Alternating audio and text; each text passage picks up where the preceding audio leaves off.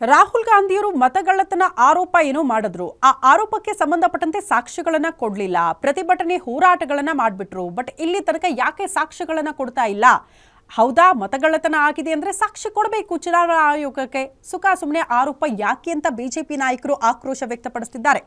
ರಾಹುಲ್ ಗಾಂಧಿ ಕೆಲ ದಾಖಲೆಗಳನ್ನ ರಿಲೀಸ್ ಮಾಡಿ ಕೂಡ ಆರೋಪ ಮಾಡಿದ್ರು ಈ ಹಿಂದೆ. ಈಗ ಇದೇ ವಿಚಾರಕ್ಕೆ ಸಂಬಂಧಪಟ್ಟಂತೆ ರಾಹುಲ್ ಗಾಂಧಿ ಮತ್ತು ರಾಜ್ಯ ಮುಖ್ಯ ಚುನಾವಣಾಧಿಕಾರಿ ನಡುವಿನ ಜಟಾಪಟಿ ಮತ್ತೆ ತಾರಕಕ್ಕೇರಿದೆ.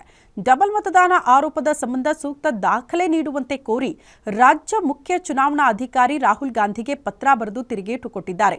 ಅಲ್ಲದೆ ಕರ್ನಾಟಕ ಮತ್ತು ಮಹಾರಾಷ್ಟ್ರ ಚುನಾವಣೆಯಲ್ಲಿ ಮತಗೆಲುವಿನ ಕುರಿತು ನಿಮ್ಮ ಆರೋಪ ಸಾಬೀತುಪಡಿಸುವ ದಾಖಲೆಯನ್ನು ಕೊಡಬೇಕು, ಇಲ್ಲವೇ ಸುಳ್ಳು ಆರೋಪ ಮಾಡಿದ್ದಕ್ಕೆ ದೇಶದ ಕ್ಷಮೆ ಕೇಳಿ ಅಂತ ಸೂಚನೆ ಕೊಡಲಾಗಿದೆ. ಕಳೆದ ಲೋಕಸಭಾ ಚುನಾವಣೆಯ ವೇಳೆ ಮಹದೇವಪುರ ವಿಧಾನಸಭಾ ಕ್ಷೇತ್ರದಲ್ಲಿ ಶಕುನ್ ರಾಣಿ ಎಂಬುವರು 2 ಬಾರಿ ಮತ ಚಲಾಯಿಸಿದ್ದಾರೆ ಅಂತ ಆರೋಪ ಮಾಡಲಾಗಿತ್ತು. ಇದಕ್ಕೆ ಸ್ಪಷ್ಟನೆ ಕೇಳಿರೋ ಆಯೋಗ, ನೀವು ತೋರಿಸಿದ ದಾಖಲೆ ಮತಗಟ್ಟೆ ಅಧಿಕಾರಿ ನೀಡಿದ ದಾಖಲೆಯಲ್ಲ ಅನ್ನೋದು ತನಿಖೆಯಲ್ಲಿ ಗೊತ್ತಾಗಿದೆ.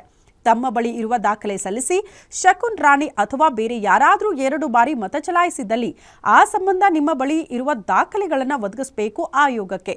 ಇದರಿಂದ ನಾವು ವಿಸ್ತೃತ ವಿಚಾರಣೆ ನಡೆಸೋದಕ್ಕೆ ಅನುಕೂಲವಾಗುತ್ತೆ ಅಂತ ಸದ್ಯ ಚುನಾವಣಾ ಆಯೋಗ ರಾಹುಲ್ ಗಾಂಧಿಯವರಿಗೆ ಸೂಚನೆ ಕೊಟ್ಟಿದೆ ಅನ್ನೋದು ಸದ್ಯ ಇರುವಂತಹ ಮಾಹಿತಿ.